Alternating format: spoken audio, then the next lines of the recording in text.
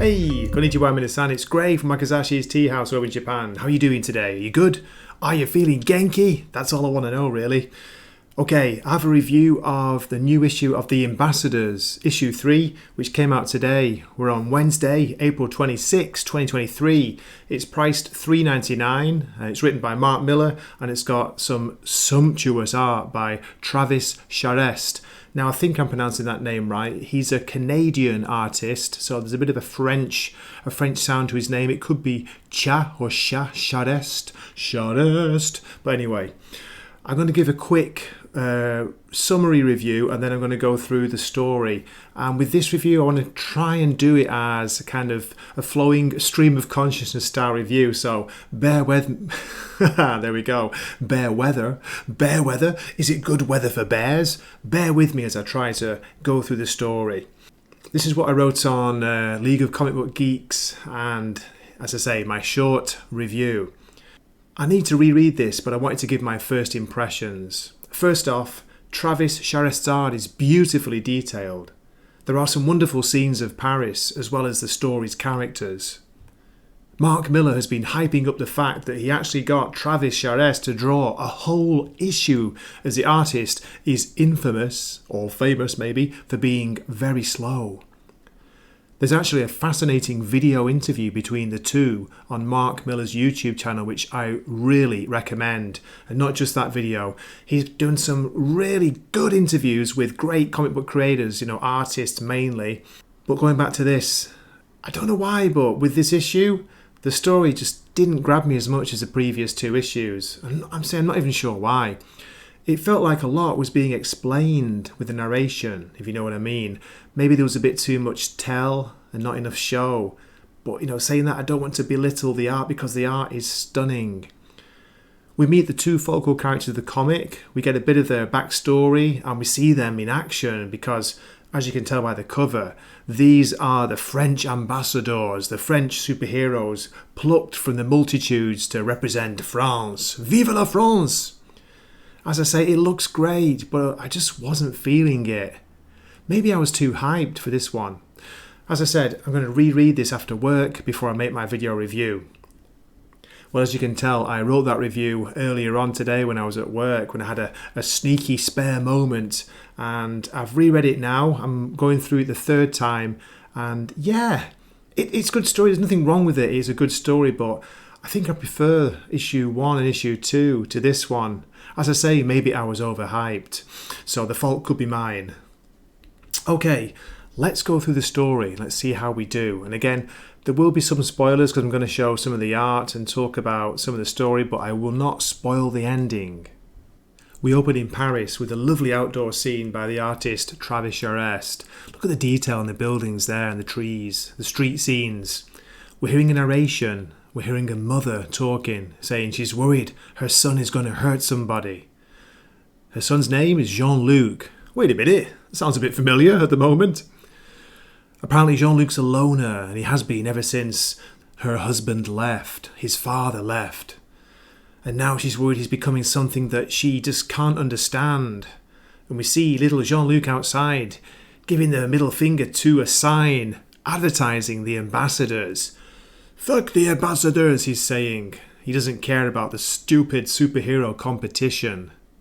We get a bit of backstory about the absent father, who's apparently a revolutionary filmmaker in France, talking about superhero pictures and how he's more interested in the story of the Daily Planet rather than Superman. A profitable newspaper in the modern world? There are quite a lot of jokes, quite a lot of little digs in this by Mark Millar, and I do enjoy those. I did enjoy them. I'm enjoying them now on the reread. Poor Jean-Luc is not getting bullied by the jocks at school. He's getting beaten up by the Warhammer kids. Oh my gosh. Hey, don't mess with the Warhammer kids. That's all I'm saying. Look at Henry Cavill. So we're getting a mother's worry for her son. She's worried that she's losing him. He's being bullied. He's missing his father.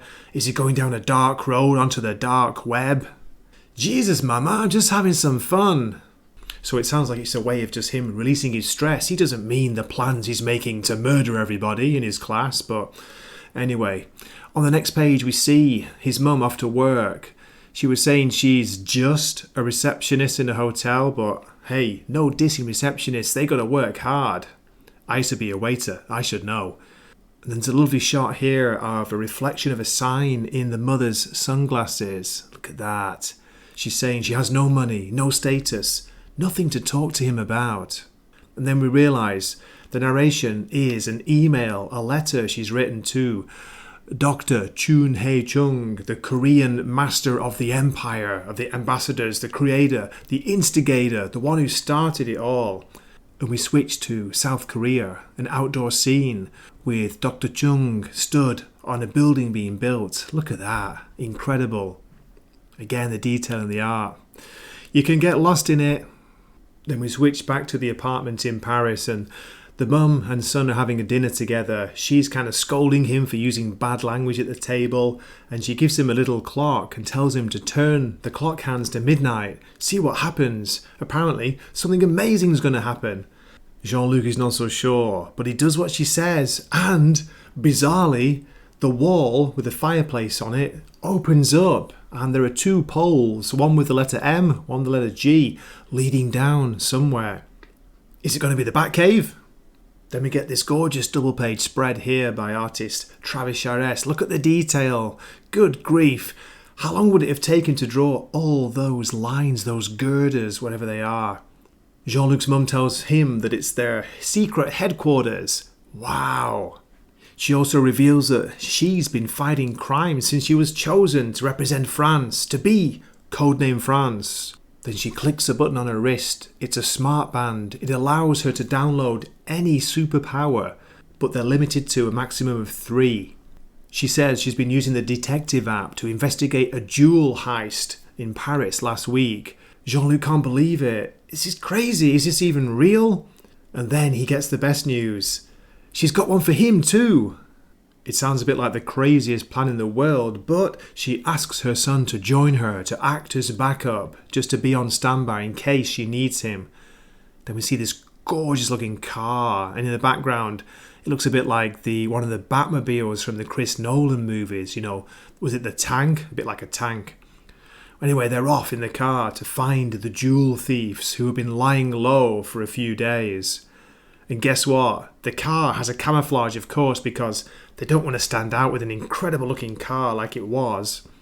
Now here's one of the criticisms I've got. It seems like, well, it is, everything's being explained, we're being told a lot of it. Yeah, we're seeing the images too, lovely visuals, but there's a lot of narration, there is a lot of dialogue here. So as I say, we're told about the camouflage car, and then they jump out of the car and Mum tells us that she's downloaded Arachnid mode and Flea agility. Jean-Luc asks her how this is possible. How can he do this? He's not sporty. He's not active at school. He's the one getting bullied. Hey, maybe being chased by the Warhammer kids has made him a fast runner. But then she tells him that no, it's not him. It's all the smart band. It stores about 50 superpowers which can be accessed at any time. But there is a catch.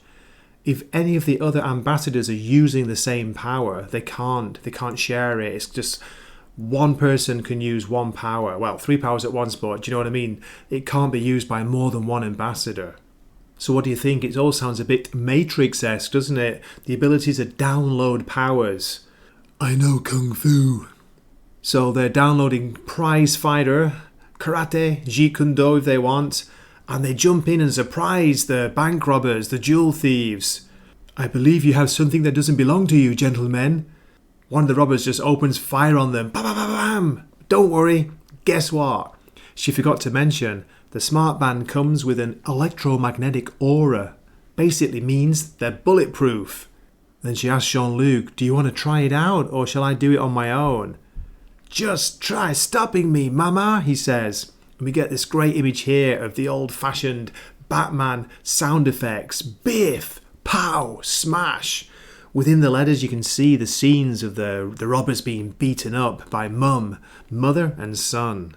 She ties them up and leaves them for the police. Paints a quick sign, avec mes compliments. And then they're off again in the car. Tuning into the emergency channel, she hears there's a really bad fire at the Cité Pablo Picasso. The ladders can't reach it, so they're going to have to go and help. Jean-Luc's asking, well, what can we do if the firefighters can't reach them? Improvise, says Mama.